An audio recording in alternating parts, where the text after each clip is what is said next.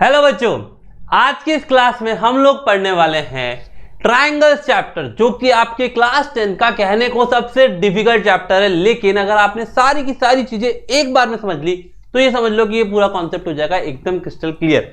तो चलिए स्टार्ट करते हैं ट्रायंगल चैप्टर से। तो यार यहाँ पे सबसे पहले आता क्या है यार, हमने जब छोटी क्लास में थे, क्लास 9th में, याद करो आपने पढ़ी थी कॉन्ग्रुएंसी। उस कॉन्ग्रुएंसी से रिलेटेड ही ये जो नया चैप्टर है वो है। और आपने वहां पे एक और चैप्टर पढ़ा था जिसका नाम था क्वाड्रिलेटरल, याद आ रहा है? उसमें आपने एक थ्योरम पढ़ी थी, उसी थ्योरम का अपडेटेड वर्जन भी आपको यहां पर मिलने वाला है। और ये चैप्टर सीबीएसई का बहुत बहुत बहुत फेवरेट है।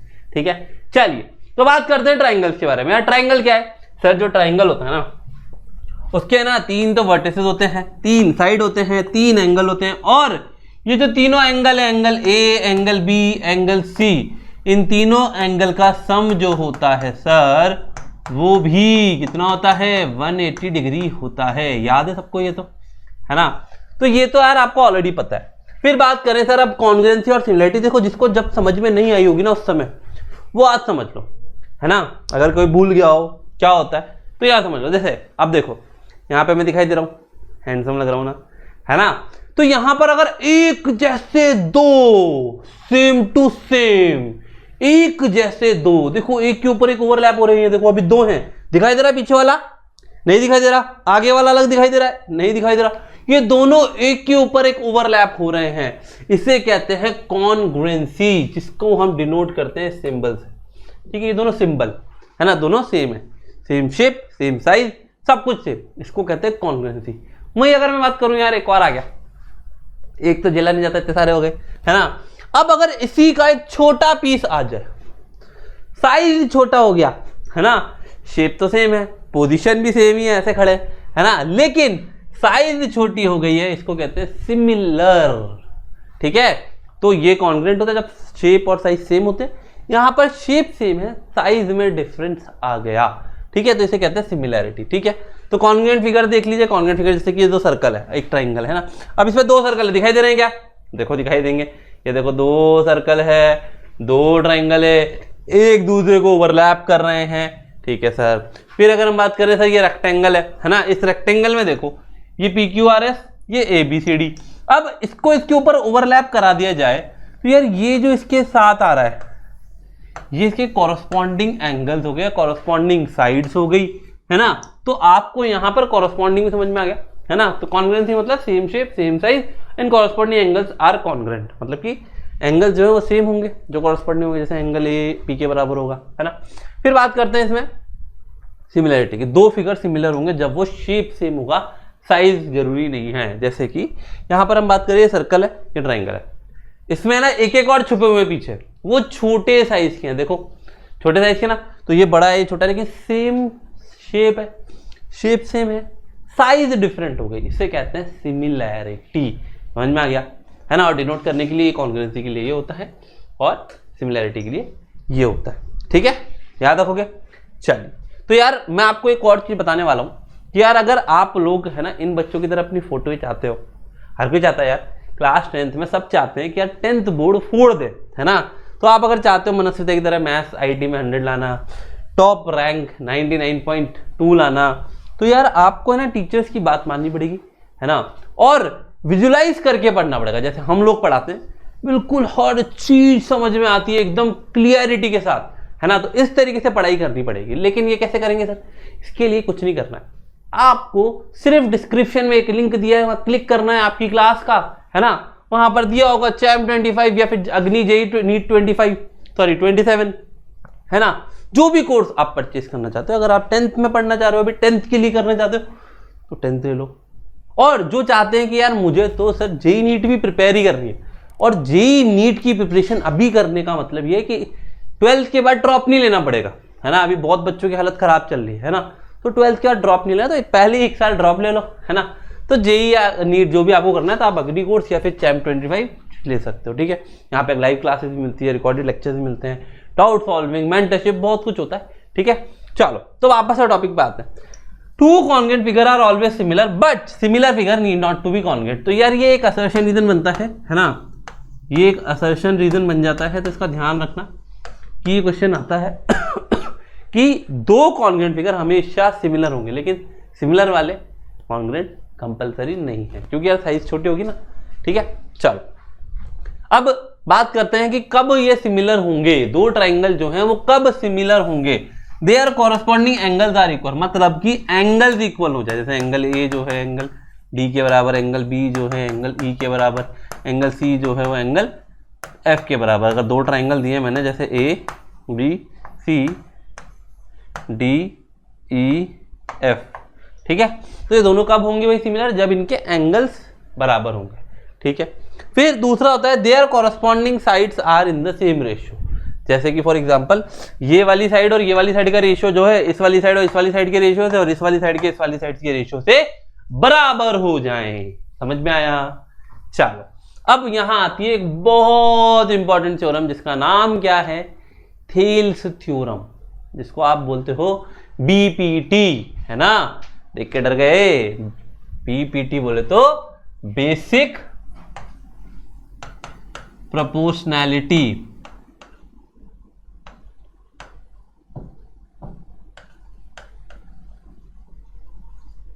बेसिक प्रोपोर्शनैलिटी थ्योरम, ठीक है, ये बहुत इंपॉर्टेंट है यार, है ना।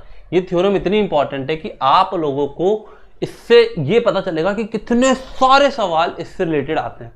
तो अगर मैं बोर्ड एग्जाम की बात करता हूं ना, तो यार देखो, आप अगर एडिशनल प्रैक्टिस पेपर उठा के देखोगे, सैंपल पेपर उठा के देखोगे, उससे पता चलेगा कि यार कितने सारे क्वेश्चन में इसका कॉन्सेप्ट यूज किया जाता है। ठीक है, तो यार ये थ्योरम जो है ना, ये प्रूफ करने के लिए आती है ना। अगर आपको ये थ्योरम प्रूफ भी समझना है ना, तो यार आप मेरे साथ चैम्प पे लाइव में पढ़ोगे तो मैं आपको बता दूंगा।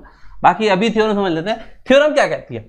इस थ्योरम को पढ़ने से पहले आपको एक छोटा सा रिवीजन कराऊंगा।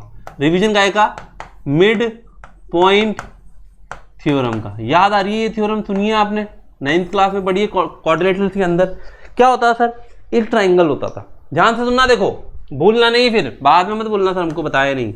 एक ट्राइंगल होता था, ठीक है। इस ट्राइंगल में ये दोनों मिड पॉइंट है ना। मान लीजिए ये मिड पॉइंट है, तो ये 6 सेंटीमीटर और ये 8 सेंटीमीटर, तो ये 3 सेंटीमीटर 3 सेंटीमीटर 4 सेंटीमीटर 4 सेंटीमीटर। अगर इन दोनों को जोड़ देते तो ये पैरेलल होता था, है ना। अगर ये 5 सेंटीमीटर है तो ये 10 सेंटीमीटर होना था, बिल्कुल होता था, याद है आपको, है ना। तो यहां पर भी कुछ ऐसा ही है। अब देखो इसका रेशियो क्या है, 1:1 1:1, है ना। 1:1 रेशियो ना इन दोनों का। अगर मैं बोलूँ ए डी, ये बी, ये सी, ये ई, तो मैं लूँ A D upon D B, तो क्या बोलोगे 1:1। ए ई अपॉन ई सी 1:1, यही बोलोगे। चलो ठीक है।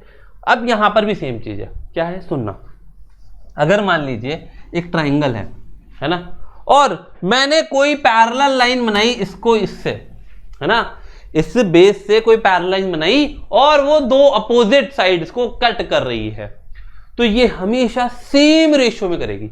यहां 1:1 में करी थी, पर यहां रेशियो सेम होगा, जैसे कि 1:4, है ना, 2:3, 4:5, जो भी रेशियो होगा वो दोनों का सेम ही होगा। इसे कहते हैं हम बेसिक प्रोपोर्शनैलिटी थ्योरम। इसको प्रोपोर्शन में जो साइड है वो कट करेगी अगर तीसरी साइड से पैरेलल लाइन बनाई जा रही है तो। समझ गए? ठीक है।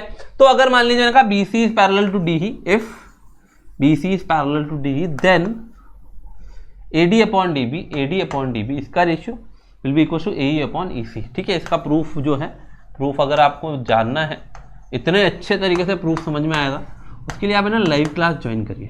ठीक है, लाइव क्लास के लिए मैं बता ही चुका हूँ आपको क्या करना है ना, एनरोल कर लेना है। ठीक है, चलो आगे बात करते हैं CBPT। CBPT क्या कहती है? CBPT देखो, सुन लो, इसमें जो भी लिखा उसको बोलो, मेरी बात सुन लो।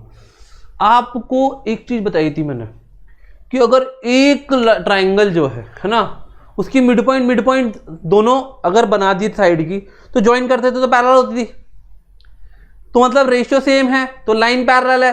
वही चीज तो है यहां पर, रेशियो सेम है और लाइन पैरेलल हो जाएगी। अगर मान लीजिए मैंने AD अपॉन DB, मान लीजिए इसकी 3 सेंटीमीटर, इसकी 5 सेंटीमीटर, इसकी 6 सेंटीमीटर, इसकी 10 सेंटीमीटर, रेशियो क्या है देखो, 3:5 आ रहा है। अगर ये आ गया तो इसका मतलब ये है कि D will be always parallel to BC। समझ गए?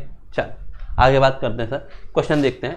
इस क्वेश्चन में दिया है कि यार ये जो लाइन है ये पैरेलल है, तो आप क्या बोलोगे? अरे बहुत आसान है सर, आप बोलोगे sir AD upon DB is equals to AE upon EC। चलो AD की वैल्यू नहीं पता, DB की वैल्यू 7.2 इज इक्वल्स टू इसकी 1.8 अपॉन 5.4, तो क्या जाएगा आप बोलोगे AD की वैल्यू आ जाएगी 1.8 इंटू 7.2 अपॉन 5.4। ठीक है, आप कैलकुलेट कर लो और मुझे कमेंट में आंसर कर दो। आंसर क्या होगा, आंसर क्या होगा कमेंट में बताएंगे या लाइव चैट में बता दो। ठीक है, कमेंट, अरे कमेंट, ठीक है, कमेंट में बता दो या फिर लाइव चैट में बता दो। ठीक है, चैट में भी हो आप लोग। चलिए अगला क्वेश्चन देखते हैं। ये क्वेश्चन क्या कह रहा है, if the line intersect AB side AB and AC of triangle ABC at D and E respectively, ठीक है, and is parallel to BC। इसने कहा कि ये पैरेलल है, इसके साफ साफ कह रहा है पैरेलल है। तो क्या बोला है इसने, DE is parallel to BC। ये आपको गिवन है। क्या है सर, ये गिवन है। प्रूफ क्या करना है, ये प्रूफ करना है AD upon AB AE upon AC equal है। ठीक है, तो क्या करोगे सर, कुछ नहीं, देखो आपको एक चीज तो पता चल गई, बाय BCPBT मतलब converse of midpoint theorem, AD upon DB is equals to AE upon EC, है ना, सही है। रेसिप्रोकल कर दो इसको, रेसिप्रोकल करें तो हो जाएगा DB upon AD is equals to EC upon AE। ठीक है, सही जा रहे हैं अपन। मैंने क्या करा, मैंने सर इसमें बोला कि इसमें +1 और +1 दोनों तरफ कर दो। आपने जैसे +1 किया तो ये हो जाएगा DB plus AD upon AD is equals to EC plus AE upon AE, है ना। तो क्या हो जाएगा सर, ये DB plus AD, DB plus AD, अरे AB हो गया साहब, upon AD is equals to EEC plus AE is equals to AC upon AE। तो क्या करो, दोबारा रेसिप्रोकल कर दो, तो आपके पास आ जाएगा AD अपॉन, देखो देखो इधर देखो, AD अपॉन AB, इधर भी देखो भाई, इधर भी देखो, फिर AE अपॉन AC, इधर भी देखो। क्या लिखोगे यहाँ, मन की शांति के लिए लिखेंगे हेंस प्रूव्ड।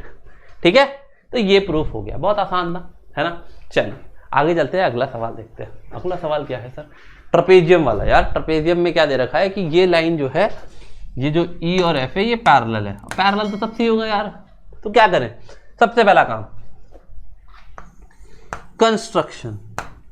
कंस्ट्रक्शन में क्या करना है, जॉइन ABCD। अच्छा वहां C होना चाहिए या D होना चाहिए, पर कोई बात नहीं, मैं इसको थोड़ा करेक्ट कर देता हूं, क्योंकि यार जो है वही मान लेते हैं अपन, है ना। ये वाला जो पॉइंट है ये D होगा और ये वाला जो पॉइंट है ये C होगा। ठीक है, तो हमने क्या करा, इसको रब कर दिया और यहाँ लिख दिया C, क्योंकि यार उसमें होना चाहिए ना, थोड़ा सा ऊपर नीचे नहीं करना चाहिए ना। और ये हो जाएगा D फॉर 2 एप्पल्स। चलो भाई साहब, तो हमें क्या कर रहा है, ज्वाइन AC AC को ज्वाइन कर लो यार, ऐसे अच्छा नहीं लग रहा ना ऐसे, तो ऐसे ज्वाइन कर लेते हैं सर, कोई बात नहीं, हमारी मर्जी यार, है ना। ज्वाइन कर दिया। आप देखो ट्राइंगल ADC दिखाई दे रहा है क्या, ADC दिख रहा है, दिख रहा है। ये क्या है, कोई पॉइंट है, ये क्या इसके पैरेलल है, हाँ पैरेलल है। तो अगर मान लीजिए आपको मैंने बोला ये पॉइंट पे मार्क कर लीजिए G, मैंने आपको बोला कि EG पैरेलल टू DC, तो आप ये कह सकते हो कि AE upon ED will be equals to AG upon GC बोलोगे ना, बोल दोगे सर, ठीक है। अब मैंने कहा ट्राइंगल देखो ABC, वो वाला देखो, आप ये कह सकते हो GF पैरेलल टू AB। सही बात है सर, ये तो दिया ही है, यहाँ पे ये भी लिख लेना, by CBPT converse basic proportionality theorem. तो आप बोलोगे सर देखो GC upon GA, GC upon AG is equals to CF upon BF। मान लीजिए पहली इक्वेशन थी, ये दूसरी इक्वेशन थी, तो आप बोलोगे फ्रॉम फर्स्ट एंड सेकेंड, इसको रेसिप्रोकल कर लें तो ये दोनों बराबर हैं, तो क्या ये और ये बराबर नहीं होंगे? तो देखो AE upon ED will be equals to BF upon FC। और ये देखो फिर से मन की शांति, बहुत संतुष्टि मिलती है। सर ये देखो सेम टू सेम आ रहा है, सेम सेम बट डिफरेंट, है ना? तो यहाँ पर इसको इस तरीके से हैंडल किया जाएगा। चलिए आगे बात करते हैं, criteria for similarity of triangle. ये काफी इंपॉर्टेंट है, क्राइटेरिया पता होने चाहिए। जैसे हमने बात की एंगल इक्वल होने चाहिए, साइड के जो साइड के रेशियोज है वो प्रोपोर्शनली इक्वल होने चाहिए, है ना? तो यहां पर है ना एक चीज समझते हैं, कॉन्ग्रुएंसी में आपने देखा था, याद करते हैं एक बार, रिकैप कर लेते हैं सर, है ना? जरूरी है रिकैप, है ना? एक बार रिकैप कर लेते हैं। कॉन्ग्रुएंसी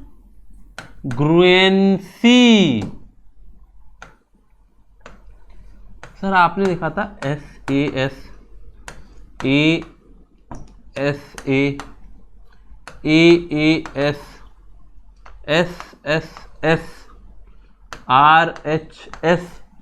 अच्छा सर ये ASA का AAS है तो ASS नहीं होता क्या? बताओ बताओ, क्या ASS होता है क्या? बोलो कितने लोग एग्री करते हैं? जो एग्री करते हैं वो गलत करते हैं। ASS मतलब गधा, डोंकी, और हमारी गणित में डोंकी कोई भी नहीं है, सब समझदार हैं, सब घोड़े हैं, ठीक है? चलो तो यहां पर कुछ क्राइटेरिया होता है, क्राइटेरिया एंगल के इक्वल होने पे या साइड के रेशियो होने पर ही प्रूफ किए जा सकते हैं। तो सबसे पहला क्राइटेरिया होता है AA और ट्रिपल ए, है ना? SSS और SAS। तो पहले बात करते हैं AA या मतलब ट्रिपल ए की, एंगल एंगल एंगल सिमिलैरिटी। किसी भी ट्राइंगल के, है ना, किसी भी ट्राइंगल के, मैंने कहा एंगल A जो है एंगल P के बराबर है और एंगल B जो है वो एंगल Q के बराबर है। तो क्या ये प्रूफ हो गया कि सिमिलर है? ऑब्वियसली यस यार। क्यों सर? मान लो ये एंगल है 40 डिग्री, ये एंगल है 70 डिग्री, ठीक है? ये 40 ये 70, कितना हो गया? 110, है ना? 40 70, तो ये कितना बचेगा? 70 बचेगा। उधर भी वही सेम होगा, तो यार एंगल तो तीसरा अपने आप इक्वल आएगा। तो आप बोलोगे सर AA भी बोल सकते हैं, और अगर तीनों दिए हैं, तीनों एंगल दिए हैं, तो फिर AAA लिखने में कोई प्रॉब्लम नहीं है, लेकिन हम AA से भी काम चला सकते हैं। अगला क्राइटेरिया देखते हैं। अगला क्राइटेरिया क्या कहता है? अगला क्राइटेरिया SSS, मतलब तीनों साइड का ratio AB upon PQ equals to BC upon QR is equals to AC upon PR।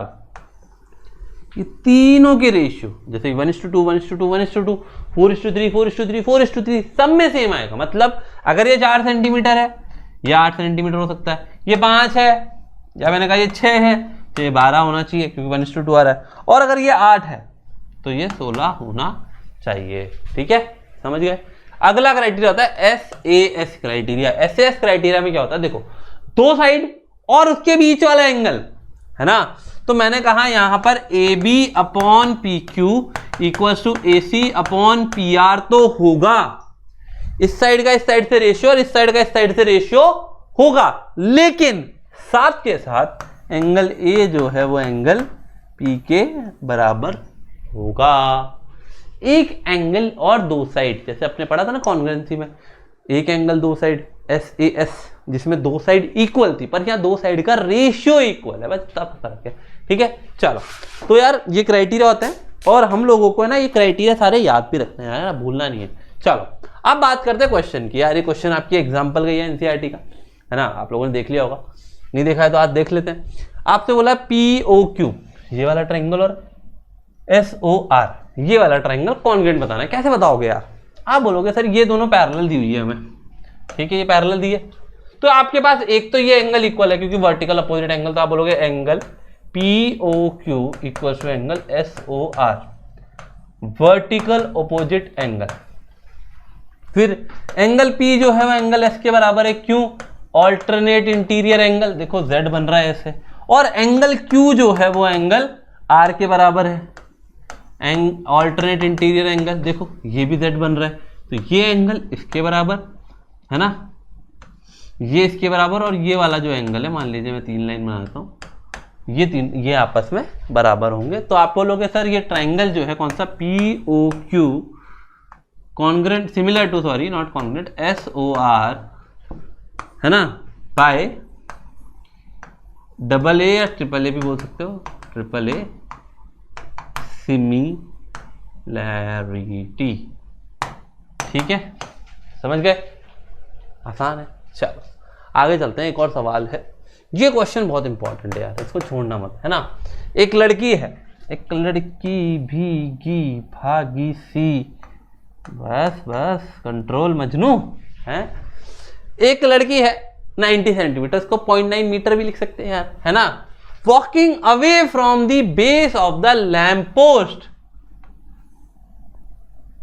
ये एक लैंप पोस्ट है, मान लीजिए लैंप पोस्ट है, at the speed of 1.2 metre. अच्छा ठीक है, स्पीड है 1.2 मीटर। ये यहां पे खड़ी थी सर, है ना, ये यहां से मूव करती करती वहां चली गई। कितनी देर तक गई है ये, कितनी देर तक मूव करी है ये, देखो देखो क्या लिखा है, ये रहा 4 सेकंड तक। तो आपको मैं यहाँ पे डिस्टेंस निकाल दूं 1.2 metre per second into time. अरे फॉर्मूला याद है क्या, नहीं है, distance equal to speed into time. तो कितना हो जाएगा ये 12, ये हो जाएगा 4.8 मीटर। तो यहां से लेके वो यहां तक चली गई बेचारी, जाने दो, हमें क्या करना। ठीक है, if the lamp is 3.6 metre, 3.6 metre above the ground, find the length of the shadow. ओ भाई साहब देखो, इसकी शैडो कैसे आएगी, ऐसे आएगी, ऐसी आएगी, ऐसी आएगी ना। चलो मान लो ये A for apple, B for बड़ा apple, C for cat, D for 2 apple और E फॉर 1 एप्पल, है ना। तो यार इसका ये ऐसा नहीं लग रहा कि ये तो पैरेलल है ना, पैरेलल है। तो ये रेशियो, ये रेशियो, ये रेशियो, ये रेशियो, ये रेशियो, ये रेशियो इक्वल होगा ना यार। क्यों, आप बोलोगे सर CD जो है वो पैरेलल है AB के, है कि नहीं। तो यार हमने पढ़ा है कि DE upon BD equals to CD upon AB equals to EC upon, अच्छा ये CD अपॉन DE को मत लिखो अभी, इसको जोड़ दो, है ना, CD अपॉन EC। अब आप बोलोगे ये हो जाएगा EC अपॉन AC, है ना। अच्छा ये तो है बेसिक, हमने जो CBPT पढ़ा था, CBPT। लेकिन एक और चीज यार, इसका जो रेशियो है, ये जो रेशियो और ये पूरा रेशियो भी तो बराबर होगा। तो मैं ऐसा भी लिख सकता हूं कि DE अपॉन BE, DE छोटा वाला, अच्छा मैंने उल्टा कर दिया था, वैसे ये बड़ा ट्राइंगल तो छोटा ट्राइंगल सिमिलर भी हो जाएगा, कॉन्ग्रेंट भी हो जाएगा, तो उससे सिमिलर हो जाएगा तब भी हो जाएगा। तो ये वाला और ये बड़ा वाला ट्राइंगल, और CD उस वाले ट्राइंगल का बेस और इस वाले ट्राइंगल का बेस, ये भी इक्वल होगा, है ना। चलो तो यार लगाते हैं, मान लीजिए मैंने इस DE को ले लिया X, क्या ले लिया मैंने इसको, X ले लिया। चलो कोई बात नहीं, X ले लिया तो, है ना। क्या करेंगे सर, वैल्यू पुट करते हैं। D की वैल्यू कितनी है, 4.8 plus X is equal to CD है 0.9 लिखूंगा इसको मैं, 0.9 सेंटीमीटर में, वो सेंटीमीटर है, मीटर करना है 3.6, कैंसिल करोगे तो हो जाएगा 4, इसको तो ले जाओ 4x और ये हो जाएगा 3x, हो जाएगा 3x बराबर 4.8, है ना। तो आ जाएगा x is equal to 1.6 metre. तो जो इसकी शेडो बनेगी वो बनेगी 1.6 मीटर की, कितने की बनेगी, 1.6 मीटर की शेडो आपकी इस लड़के की यहाँ से यहाँ तक बनेगी। समझ में आ गया, ठीक है। चल तो यार ये आप लोगों के लिए माइंड मैप है, आप चाहो तो स्क्रीनशॉट ले लो, आराम से बैठ गए। ये पूरा चैप्टर है इसमें, जो CBSE बोर्ड के हैं उनके लिए, जो नॉन CBSE बोर्ड के स्टेट बोर्ड वाले उनके लिए भी इसमें, है ना, बहुत सारी चीज़ें हैं, जैसे एरिया वाले, प्रोपोर्शन वाले जो है ना, ये SSS है ना, ये साइड एंगल साइड, वो फिर कन्वर्स ऑफ पाइथागोरम, पाइथागोरस, ये सारी चीज़ें इसमें दे रखी, ठीक है। तो ये आपके लिए बहुत ही वरदान साबित होंगे, जो आपको एग्जाम टाइम पर आपकी बहुत हेल्प करेंगे, ठीक है। तो ये आप लोग स्क्रीनशॉट ले लिया होगा आपसे, तो नहीं लिया तो मैं आपको टेलीग्राम कर दूंगा, टेलीग्राम का लिंक आपको डिस्क्रिप्शन में दिया हुआ है, ठीक है। और ये जो लेक्चर्स हैं इनका आप बेनिफिट उठाना चाहते हैं, पढ़ना चाहते हैं, तो यार ई-सरल ज्वाइन कर लीजिए फटाफट। चैम कोर्स फॉर जो 1 ईयर कोर्स के लिए आना चाहते हैं, जो 3 ईयर कोर्स के लिए आना चाहते हैं, वो अग्नि, जैसे प्रिया अग्नि है, एक बच्ची है प्रिया, जिसने अपने 10th से स्टार्ट किया था अपनी तैयारी JEE की, और अभी वो अपने दिल्ली कॉलेज IIT कॉलेज में बैठी हुई है। तो आप लोग भी यार तैयारी शुरू कर दो, क्योंकि अगले साल थोड़ा और कंपटीशन बढ़ जाएगा, है ना, और 12th में ड्रॉप ना लेना पड़े 12th के बाद, इस वजह से अभी ड्रॉप ले लो, ठीक है। तो चैनल सब्सक्राइब कर लो, बेल आइकन हिट कर दो और फटाफट से एनरोल कर लो, ठीक है। Bye bye and all the best.